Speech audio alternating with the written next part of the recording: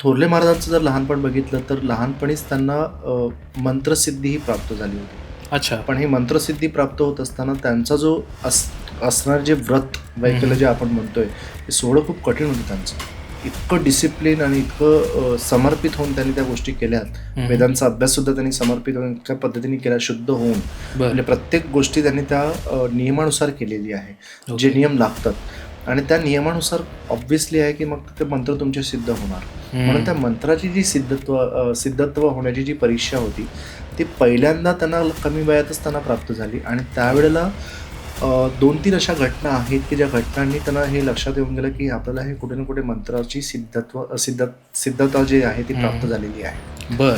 Okay. म्हणजे ते मग सापाला कुठे ना कुठे कंट्रोल करणं असेल किंवा चवताळलेल्या गाईला शांत करणं असेल, अशा काही घटना त्यांना लहानपणीच बघितलेल्या होत्या त्याच्यामध्ये.